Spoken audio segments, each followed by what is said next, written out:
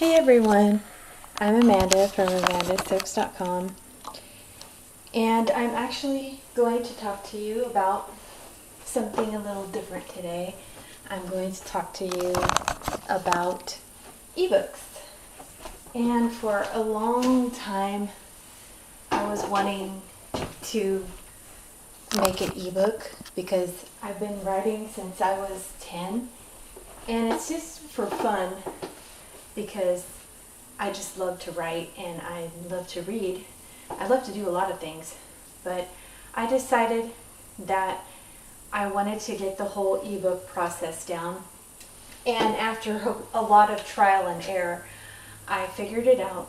You can find my store on lulu.com, Amanda J. Sullivan. You can look me up. And I have my author spotlight page there, and that will give you an idea of how to set up your own author spotlight. And it will also give you an idea. You can buy my ebooks or you can just check through and see how to format them, and also pricing. Also, this video is going to be there so you can watch it as many times as you need to. The research shows that 99 cents to $1.99 is the best price to have for your books. You will sell the most copies that way. You can price however you want, but all my books are $1.99. Nothing's more than that. Some of them maybe even less. Lulu does take a fee when you go through them and you use their services. They take a small fee and from each sale, but it's worth it to me because Lulu.com makes it easier for me to create my ebooks, plus they submit and distribute my ebooks to a bunch of other places online, such as Kindle, Nook, just various places, and I don't have to do that. And so they submit them and then they let me know if I need to make changes. The most common reason that ebooks are rejected is because they are not formatted according to the rules. And that was the thing that kept getting me in trouble, because that's a technical thing. So I'm going to try to break it down for you as easy as possible. After I figured it out, I thought, I can't believe I was getting stuck on that. And you might think the same thing if you have been getting stuck on the same issues that I was. So basically, you need to write your ebook or your book idea for an ebook. You need to use a program, some kind of program that's going to work to be able to upload your work properly to whatever website you are submitting your ebook to. And that means you're going to need to make sure that you have a couple of very important things that you can do in your program. First of all, you need to be able to save as or download as your work as RTF, rich text format.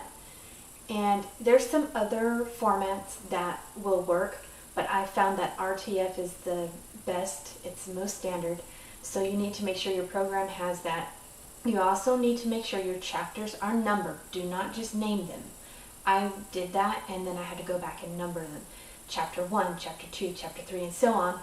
And you need to make sure your program has a place where you can highlight each chapter and change it to heading 1. Do not change it to anything else, just heading 1.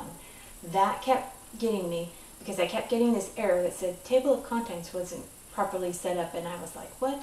And that's what it was. I found I have Windows 10 on my computer, and I was working in WordPad, and I found out that WordPad does not have a place on my version of Windows on my computer. For some reason, it does not have a place to change anything to header 1. So I ended up using Google Docs, which actually works great, and it's actually kind of better because people can see it on more devices such as phones, tablets, things like that. Google is free. The Google Docs program is free. You can Google it, amazingly enough, or search for it on some other search engine like Bing or whatever, and you just go to their page and then you can download it, and it's free. And you'll see a little blue box usually that says new up in the corner, and you can click on that and then you can start typing your work. And then it doesn't have save as, it has download as. You click on that when you're ready to save, and you make sure it says RTF, which it usually automatically says that, but make sure it says that. And you're going to definitely make sure you number your chapters, and you highlight each chapter, and you click up in the box where it says normal text, you change that to header 1. Click on that and make sure each chapter is header 1. You don't need anything else to be that, just each chapter, because it has to be a clickable link.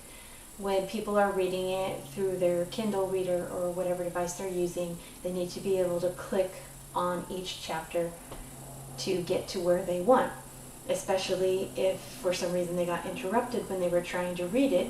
Say they fell asleep or somebody knocked on the door, and then they don't want to have to reread all of the book that they already read. They want to just be able to get to where they were, or at least close to where they were.